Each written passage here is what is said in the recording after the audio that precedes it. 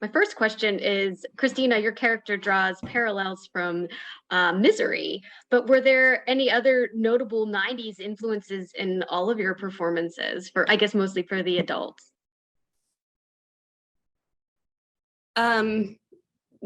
Misery was definitely a reference that was yes, yes, you could see those influences and parallels. Sorry, I don't know why I was thrown by the question. It makes no sense, me being thrown.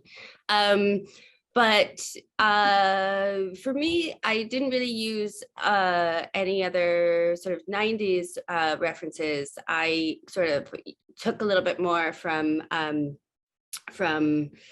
things I was watching. At the time, I was watching Mindhunter, and there was a performance on Mindhunter that I thought was really incredible.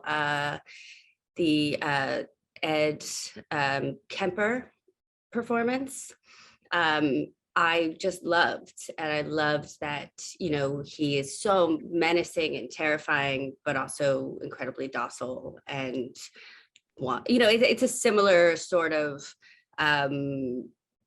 performance in ways. And I also, so yeah, that was for me one of the bigger, one of the things I looked to, because also with the dialogue, the way the dialogue was written for the character was very similar to the way that character spoke. And I used his performance as an example of a way to read that dialogue and not have it seem campy.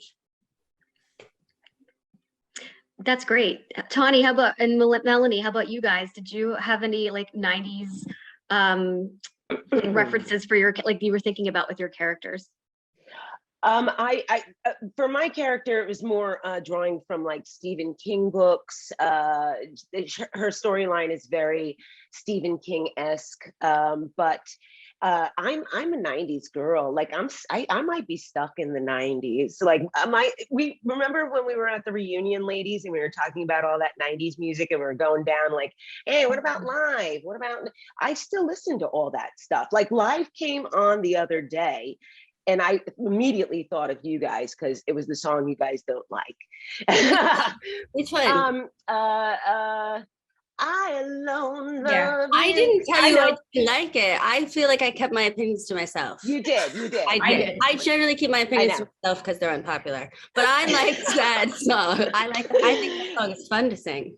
Yes, and like Jane's Addiction, it's still very much a part of my life. So I draw, my entire life is pretty much stuck in the 90s. So that's obviously going to be a part of my character as well, because that's who I am. Great. I just noticed I have a weird hair. It's just doing what it's doing. I don't ever really have references. I guess I just sort of, I read a script and I know if the person is in there.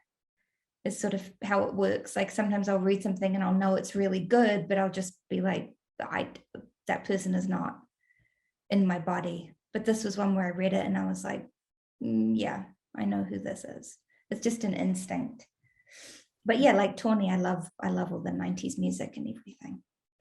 Me too. I know you wanted from them, but I want to just add. No, I would love to hear from you. It's just the writers told me from when we did episode 2, just with when I was playing the 13-year-old Misty with braces and everything, they wanted me to see some things from Welcome to the Dollhouse.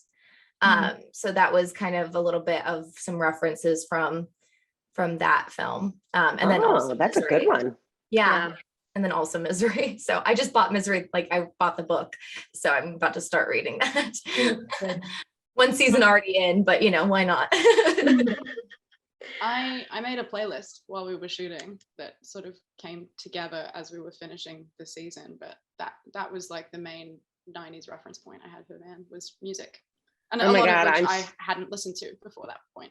I'm very interested in knowing what's on that playlist. So good. I'll send it Me too. Is it? You've heard it? Yeah, they posted it. It's so good. It's like so comprehensive, like music taste. It's crazy. Thank you. It's a good playlist. Yeah. This actually leads to another question. How much did the adults I mean, they're all adults, but I'm going to organize it that way. How much did the adults like? Did you guys talk to the younger versions about like what was going on in the 90s, and did you kind of sync up what these characters would be feeling, and in terms of the time period? Nobody ever asked me any questions about the 90s, and I want to Nope. say I would love to talk about the 90s ad nauseum, should anyone ever want to. Yeah, no, I did. We talked about character, certainly, but no questions of the 90s.